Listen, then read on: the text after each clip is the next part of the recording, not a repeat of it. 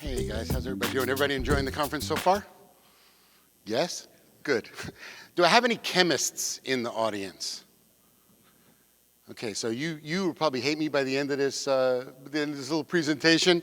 The real purpose of my presentation is to get people who are not comfortable with chemistry to realize it's not rocket science, it's not all that difficult, it's actually kind of fun, and also to realize that there are many interactions going on in your aquarium, and no one parameter is going to indicate the health of your aquarium. You really need to start to understand what some of those relationships are, what some of the cycles are, and how they relate to each other, and certainly that will have some indication and some relation to the health of your animals.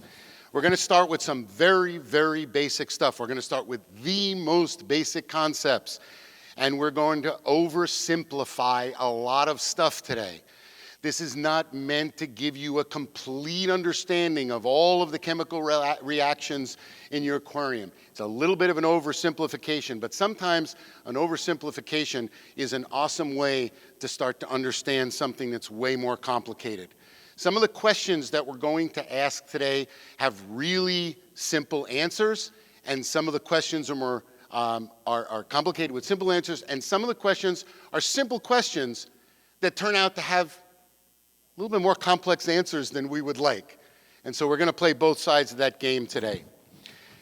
Now, whether you've got a really large aquarium like this, or a slightly smaller aquarium, or even a tiny aquarium, the chemistry that's going on inside of there is basically the same in a 1,000-gallon reef as it is in a half-gallon nano. And so it can get pretty complicated. You can be chasing numbers forever, but it is important to understand which ones are important and which ones are not as important. It can get pretty complicated. This is an actual diagram of an aquarium system that a gentleman was setting up. Great diagram, a lot of work, and really complex. We're going to shatter that kind of thinking today, and we're going to get into stuff that's more obvious, and then we're going to work our way up. All right? So we're going to start with the most simplest, most basic concept that there is, which is the fact that the coral polyps are going to use calcium and carbonates to build their calcium carbonate skeleton. This is kind of where it all starts. Now, to explain this, I'm going to show you my coral polyp. Here's our coral polyp, a little schematic, okay? And we're going to have, I'm going to bring in some of the ions that are floating around. I'm showing you the calcium ones and the carbonate ones. Now, the first really important thing to understand about this is that most of the calcium and the carbonate ions that are floating around the tank are bonded to something. They're not a free calcium ion or a free carbonate ion. They're bonded to something. And those bonds are going to break and reform. We'll talk a little bit more about that later.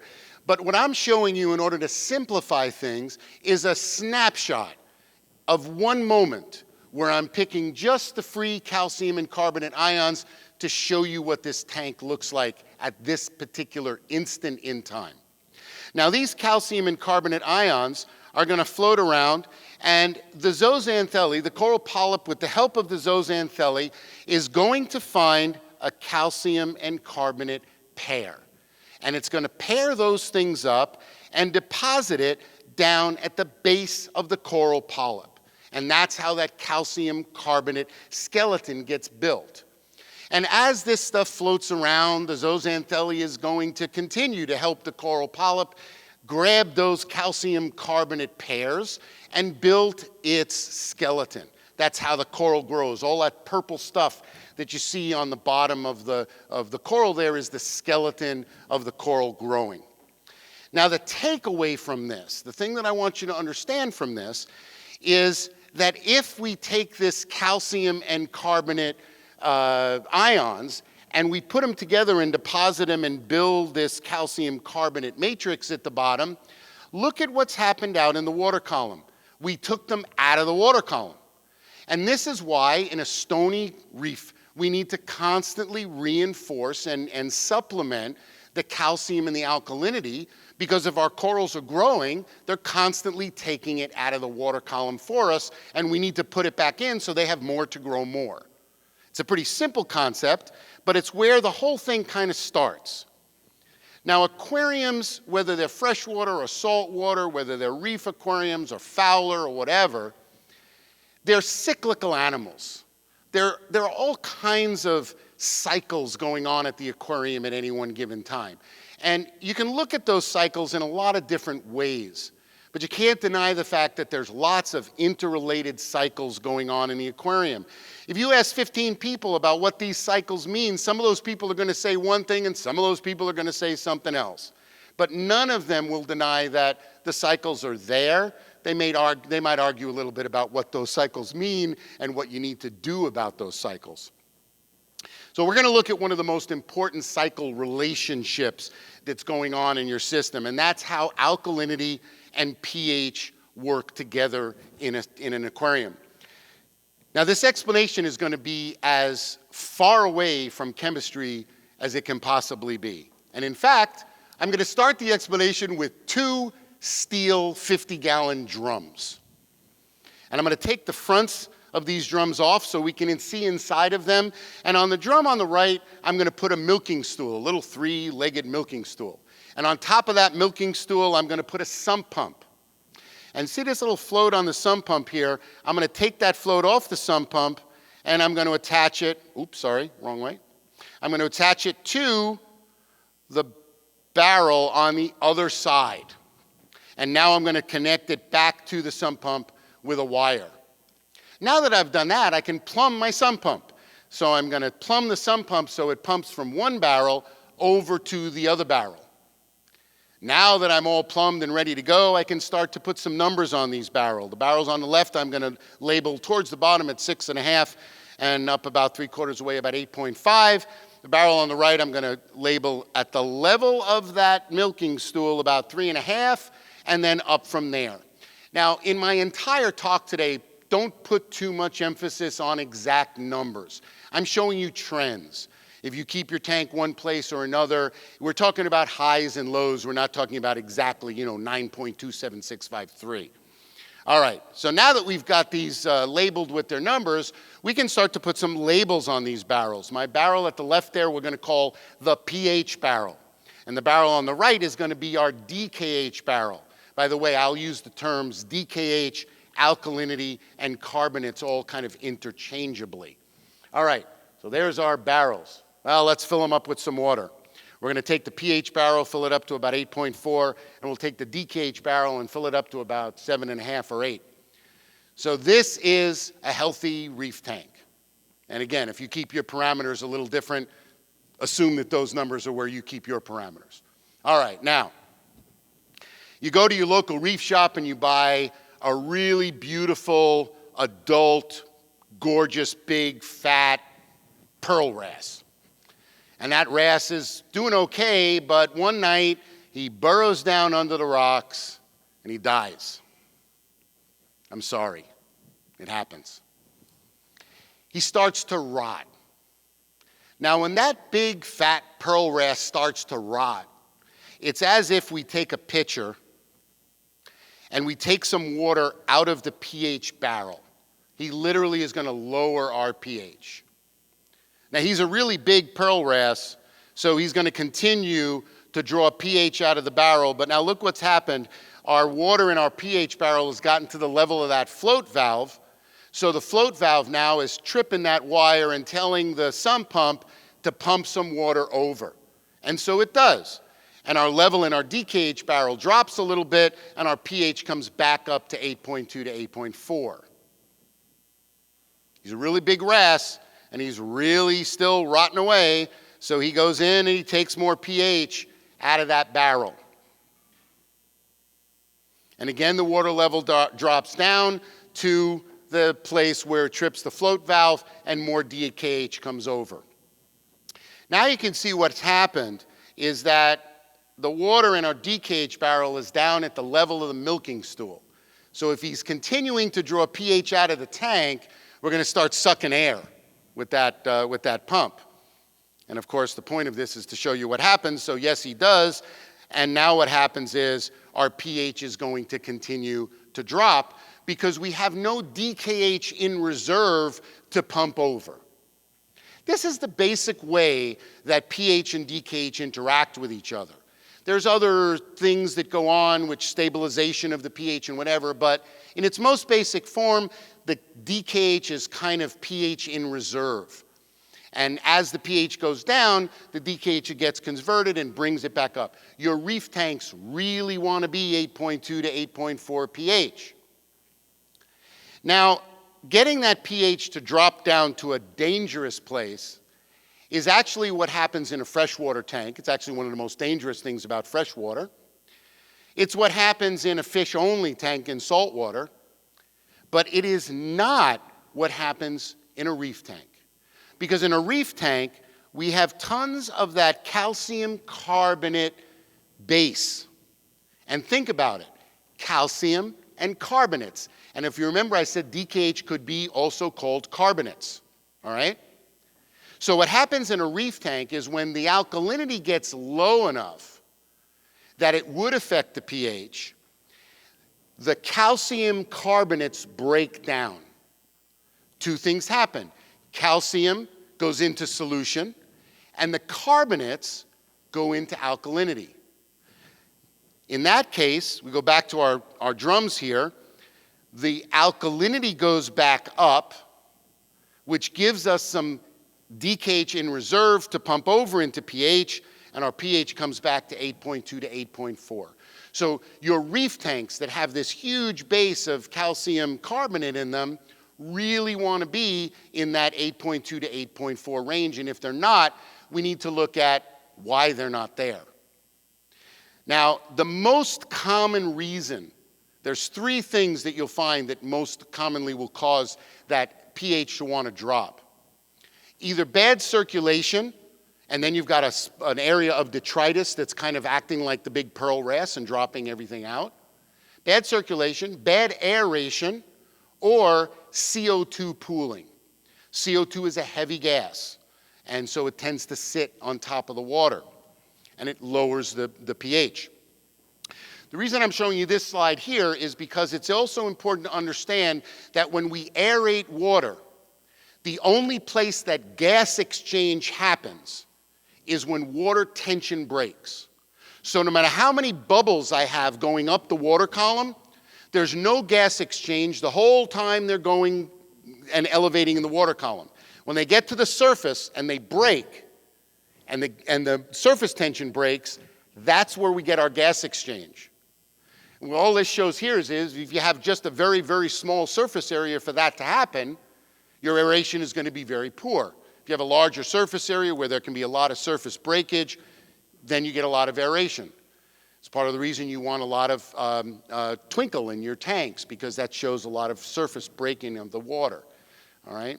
One of the biggest places that the aeration is going to happen is in the protein skimmer. And if the protein skimmer is pulling air that is high in CO2, like from a floor, sometimes you will see this type of pH problem. Now let's look at another relationship, the relationship between calcium and alkalinity, certainly very important in reef tanks. There's an inverse relationship, a teeter-totter relationship between the amount of calcium and the amount of alkalinity that can go in solution. So you can see here up at 10 or 11 DKH alkalinity, we can only get about maybe 330, 340, 350 parts per million of calcium in solution before we're going to get a calcium carbonate precipitate. If I lower the alkalinity, I can get more calcium in solution. If I lower the calcium, I can get more alkalinity in solution. There's very little that you can do about the fact that this is an inverse relationship. We're going to talk in a minute about one of the things that you actually can do about it. An interesting thing about this is that even though you can't influence the fact that this is an inverse relationship, there are things that will influence where that inverse relationship happens. For instance, an extremely high magnesium level will raise this whole graph up so that now at your 11 or so DKH, 10 or 11 DKH, now look, we're up in the 360, 370, 380 range. it's raised the whole thing up, and we'll talk in a minute about how it does that. The really cool thing about that is that phosphates will do exactly the same thing, but they use an opposite mechanism to make it happen. Now, with the advent of a lot of ICP testing, we're all able to look at these chemical properties in our tanks much closer than we used to be able to look at them. And so, number one, you have to know that you don't want to go chasing numbers, but number two, you want to know that you do want to look at those numbers to see where they are and understand what they mean. And it's easier to understand what they mean these days because we can look at them more closely than we used to. And now we're going to look at one of the most important things that happens. The corals need calcium and carbonates to make those calcium carbonate pairs that go build the skeleton. And we're going to be putting that in the water. How many of you use an AB, a two-part additive in your reefs?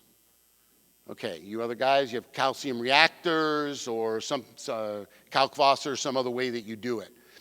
I'd like to take a look and show you what happens with the two-part method. The two-part method works, but in some ways it doesn't work as well as it can because it's held back by this ionic imbalance that it creates.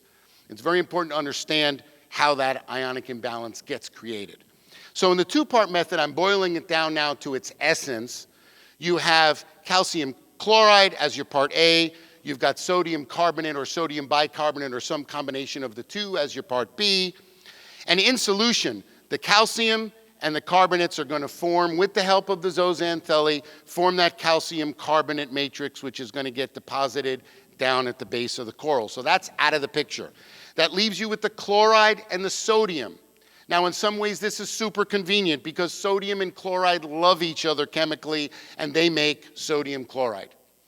And 70% of what is the salt compounds that make up the ocean, 70% of what's in sea salt is sodium chloride, about 70%. So you're not creating anything toxic or anything terrible. But the problem is this. As you add more and more of your AB to the system, you're going to create more and more sodium chloride. And now there's an excess of sodium chloride. Well, why is that a problem? It's a problem because we keep our tanks at a certain specific gravity. I'm going to say I keep my tank at 1.025, all right? If you keep it 2.4 or 2.6, the same thing is true. I'm going to say at 1.025, and I'm going to draw this imaginary line, which is 1.025. And that imaginary line is made up by 70% sodium chloride and 30% of the stuff that my animals really want. Way more than the sodium chloride. They want the magnesium, the strontium, the molybdenum, the potassium, all of that good stuff that's in the other 30%. So 1.025, 70% sodium chloride, 30% other stuff. Now I add a bunch of AB to the system and I pump a bunch of sodium chloride in. What just happened to my salinity? It went up, right. So now it's easy to take care of. I'm going to add some fresh water to dilute it. The problem is I'm not going to dilute my sodium chloride alone. I'm going to dilute everything. So the whole thing drops now. The average of these two things is still 1.025, but it's not 70-30 anymore. Now it's like 80-20. All right? So more sodium chloride at the same salinity has to mean less of everything else that your animals need and want. That is the inherent problem with the two-part method. Now, there's a lot of ways around that problem. There's a bunch of ways to skin this cat that are successful. There's all kinds of different ways you can do this. I'd like to explain one of those ways, which is kind of a good base for understanding all the others. It's something that is always misunderstood, and if you understand it, you can understand all of the other methods. It's the balling method. And I want to caution you to the fact that there are a lot of different products out on the market that are called balling, but if you want to actually do the balling method the way Hans Werner Balling wrote about it in 1994 and then revised it in 1996, you have to use products that are made under his supervision because there's no way you can copyright a guy's name, and so there are a lot of balling products that have nothing to do with the balling method. Now here's the way the balling method works. You still have a part A, which is calcium chloride. And you still have a part B, which is sodium carbonate and bicarbonate. Right here, this is the two-part method, and he started with the two-part method. But in order to balance things, Hans Werner Balling added a part C. And part C is the other 30%. It's everything that's in seawater, but no sodium chloride, and of course, none of the calcium and the carbonates that we're getting from the part A and B. The way it works is this. The calcium and the carbonates, still form the calcium carbonate matrix that goes down in the corals. That's out of the equation. You're still left with the chloride and the sodium, and that still forms sodium chloride.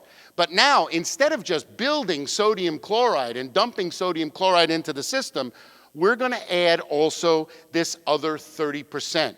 These two things together are just well-balanced sea salt. So instead of doing this and this and this and this and this and this, we're going to do this. We raise both things, and then we dilute both things, and we're right back to where we started. Perfect ionic balance. Perfect ionic balance. All right. Now, we're going to look at how this calcium carbonate actually forms.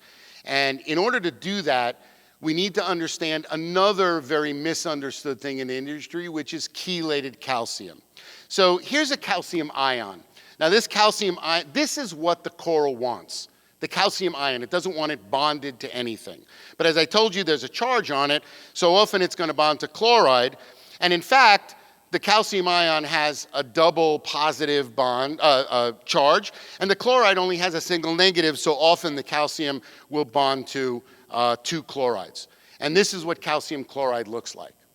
Now, in solution, if we were able to make a solution of calcium chloride, what you would see is that these bonds would be constantly breaking and reforming, and that's how these things end up free from time to time, is that if both of those bonds break at the same time just by random happenstance, you end left with a free calcium ion for the zooxanthellae to help the coral grab. In actuality, we don't make a solution of calcium chloride. We dilute this calcium chloride in water. And in water, we dissolve it in water, and water is extremely good at dissolving things. And the reason it's so good at dissolving things is that, here's a little water, I suppose it's appropriate to have a Mickey Mouse here. Even though the molecule itself is neutral, water is so good at dissolving things because there's a tiny bit of a negative charge on the oxygen end, and there's a tiny bit of a positive charge on the other end. And so even though it's a neutral molecule, it's got a little bit of a charge on either side. And the way water gets stuff to dissolve is by when those bonds break and things get clear by itself, they bond to it and they float it off. Now you can see, remember this had a little double positive charge on it, and so all the negatives of the water have surrounded it so that they can float it off. And this is how we dissolve calcium chloride. But there's a thing called chelated calcium. And this is here's our calcium ion again, and when it's chelated, what happens is, I'm going to bring our chelate in here, what happens is that the chelate bonds to the calcium ion so strongly that the poor little water molecule that's trying to get in there and surround it can't get it alone. It doesn't break off. So now the question is, well, how do we dissolve the chelated calcium in water? The water is really, really smart. And what it does is it completely surrounds the calcium and the chelate and then floats the whole thing off. The problem is that the calcium ion itself never gets free to allow the coral to use it with the carbonates. And many products use chelated forms of calcium because they never form a calcium carbonate precipitate when you mix them up. So if we're looking at relation to salt, for instance, if you want to know if your salt has a chelated calcium in it or not, mix it incorrectly. The salt instructions always tell you, add the dry salt to the water. Do the opposite. Add the water to the dry salt. If you can add the water to the dry salt slowly and mix it up and not get a calcium carbonate precipitate, a white cloud in there, then it was probably chelated. If you use a product that is not chelated, when you add that water to the salt, the concentration is so high that you'll precipitate a huge white cloud of calcium carbonate. And that's the kind of product you want to use, because the same thing that prevents the calcium ion from precipitating in the bucket also prevents your corals from being able to use it. So now that we know about how this little calcium ion gets free, let's look at how this actually forms. So here's a bunch of calcium and carbonate crystals. We're down now inside the coral polyp, and we're looking at how this is all happening with the help of the zooxanthellae, and it's making a crystal. The calcium bonds to the carbonate bonds to the calcium, and we end up with this crystalline formation. And this crystal is what it looks like if we were to get down on the molecular level and look at the skeleton of the coral itself. The takeaway from this one right here is that all of our calcium and carbonate has ended up in our crystal, and now there's none in the water column. So again, if we want our coral to be able to continue to grow, we have to put calcium and carbonates into the system. That's why your calcium and carbonate keeps dropping. Now, if you remember, I said early on that we would talk about what happens with a high phosphate level and a high magnesium level. And it is a little bit of chemistry, but it is really, really fascinating. So here's that same diagram, this snapshot of the calcium and the carbonate ions, and you'll see that I've added in a couple of these big, phosphate ions are big, a couple of these big yellow phosphate ions. So once again, our crystal starts to form with the calcium bonding to the carbonate and the carbonate bonding back to the calcium. But now what happens is that our phosphate is going to get into that crystal and take the place of the carbonates.